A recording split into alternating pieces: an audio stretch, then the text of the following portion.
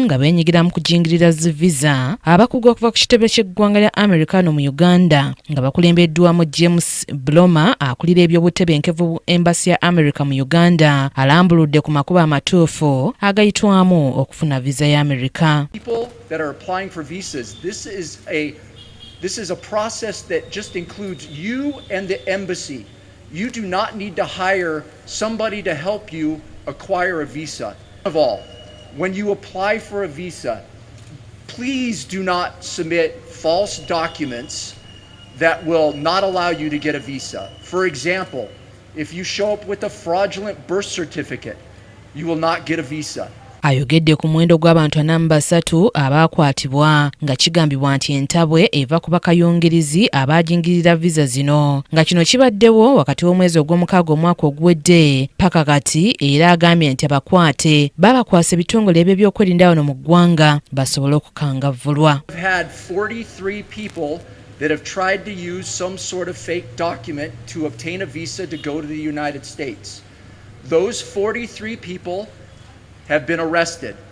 All right? They've been stopped in the U.S. Embassy and they have been handed over to Ugandan police forces for prosecution. Ono ayanukudde n'abalina okwemulugunya ku misoso emingi egiyitwamu okufuna visa ya Amerika kyokka n'ategeeza ku miwendo gya visa eno okuba waggulu nti mpawo kyakukikolera kubanga gigerekerwa ku kitebe kya Amerika ekikulu e Washington. Visa process is not an easy one.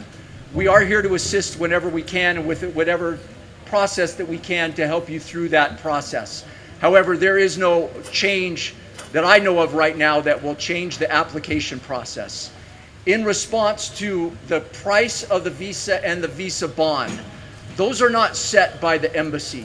Those are set by people back in Washington, D.C. Therefore, we cannot change the price of the visa nor the visa bond. Olukungaana lwa bannamawulire luno mwe basinzidde okuyisa okulabula kuno lubadde ku Media Center mu Kampala nga lwetabiddwako n'abakulu okuva mu kitongole kya poliisi ng'ayogerera poliisi mu ggwanga Kituma Lusoke akakasizza amawulire gano ag'obufere nti kubanga gasaasaana mu bitongole bya gavumenti bingi bw'ati asabye bannansi okubeera obulindaala batuukirire ng'abantu abatuufu. Nti ekizibu kino eky'abantu bano ababba bano bakayungirizi gyekisanga mu URA processes ezo obasange mu byamataka obasange mu bintu bingi bayingira ne malwaliro bw'oba oyagala kufuna scan waliwo kayungirizaawo wosanga muki mu corridors. Abantu nga bano nga mubeekengedde tutuukirire nga poliisi. John Maido yakusakidde eggulire lino ku KTV amalindirire.